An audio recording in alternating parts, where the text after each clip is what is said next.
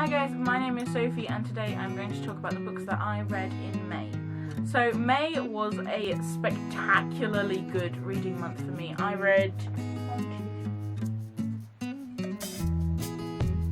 13 things, and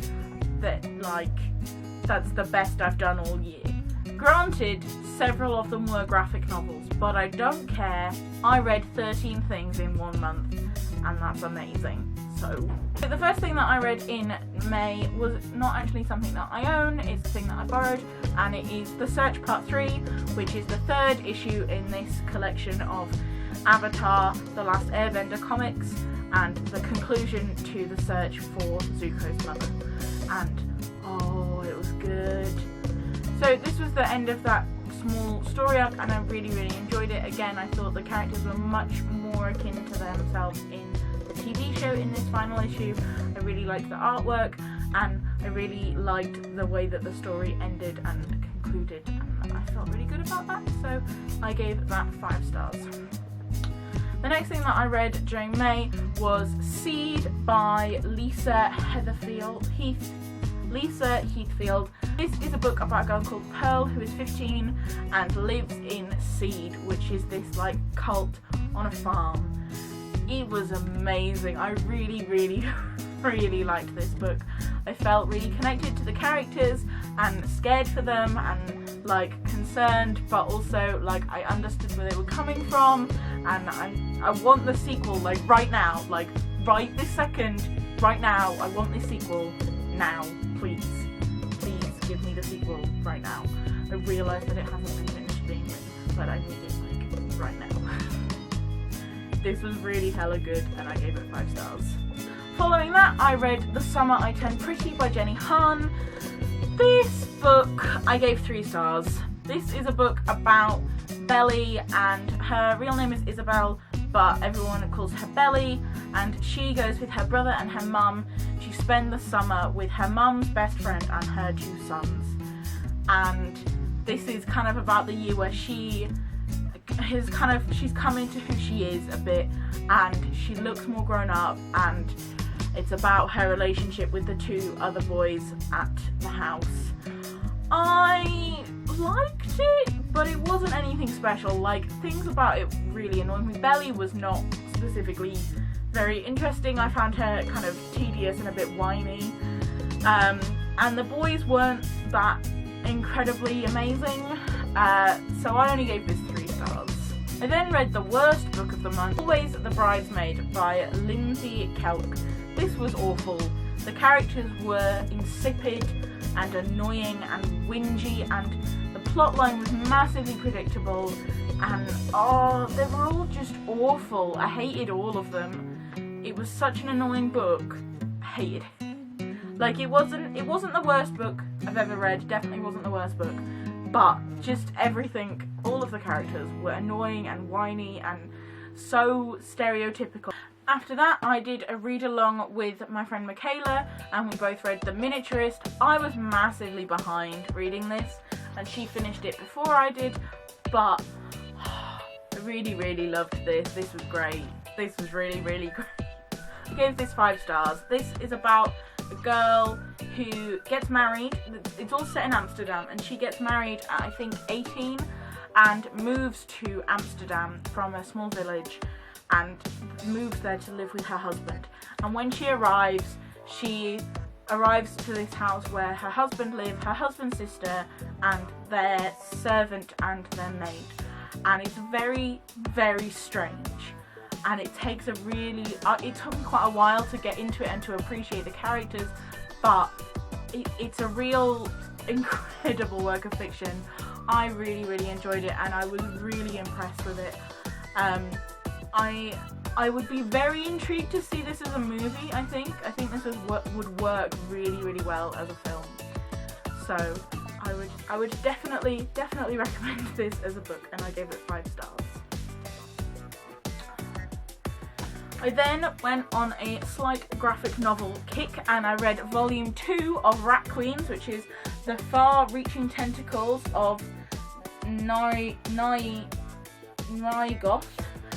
which is the second volume in this series. Again, this was amazing and I loved it and I gave it 5 stars and I need the next volume like right this second. I just... If you haven't seen my previous video where I mentioned volume 1, this series is about a band of assassins called the Rat Queens, and they're this kind of group of 4 women who are really rugged and violent but really cool and have all these interesting backstories, and they're very diverse, and loved it. It was great. I gave this volume also 5 stars. So I then reread the first 3 volumes of Saga in the lead up to reading volume 4. All of these, again on reread, I still gave 5 stars. The story was just as good as the first time, and I miss these characters. I need volume 5. Like, this is why I shouldn't get into ongoing graphic novel series, because I just want them all at once. I want to know what happens. So Saga is, if you haven't heard of it, which I would be kind of surprised by because everyone is talking about this, Saga is like an intergalactic love story about these 2 characters who fall in love even though their species are at war and they have a kid, but so they have to go on the run to escape both of their species who are trying to find and kill them. So, it was so good. These were all really phenomenal. They are quite explicit, so if that's not your thing, don't go near them. But I would definitely recommend them. Like, they were really good. Following those 3, I then read volume 4, which was just as good, if not better, than the first 3 volumes. I really liked this volume. This was much more kind of edge of your seat stuff than it had been previously. Need volume 5 like right now. So after that I read Outcast by Kirkman and Azaketa, I think, and this is volume 1, A Darkness Surrounds Him. This is about a man who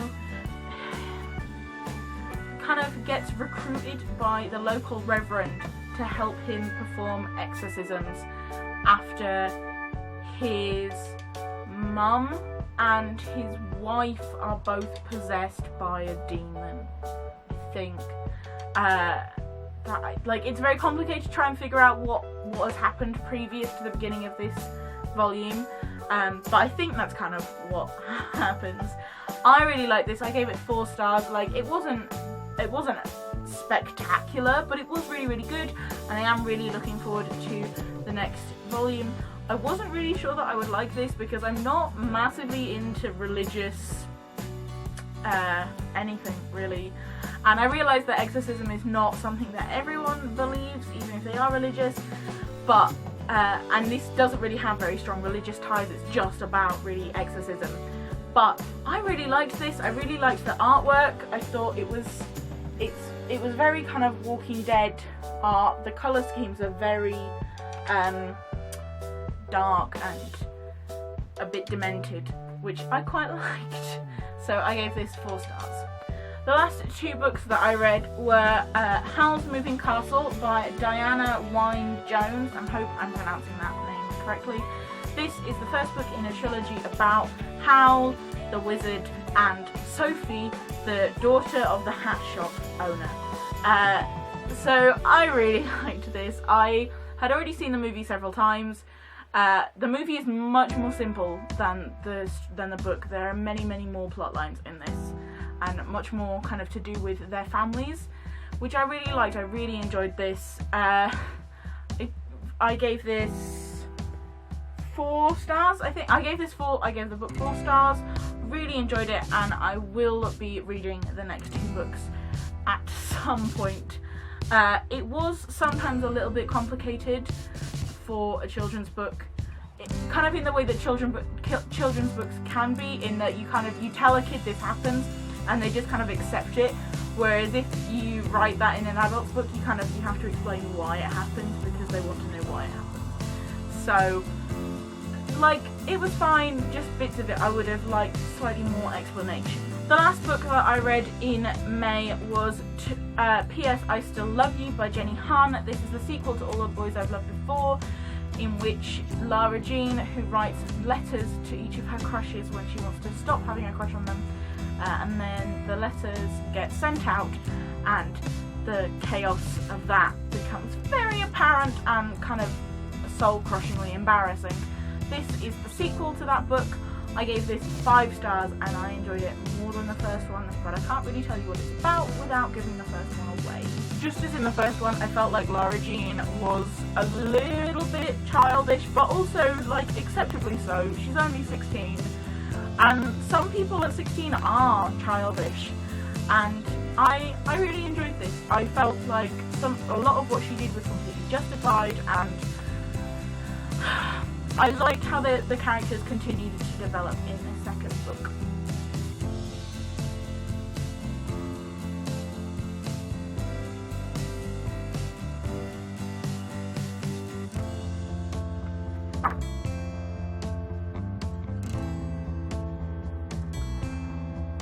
So those are the books that I read during May. Tell me what books you guys read during the past couple of months, and I will see you guys soon in another video. Bye!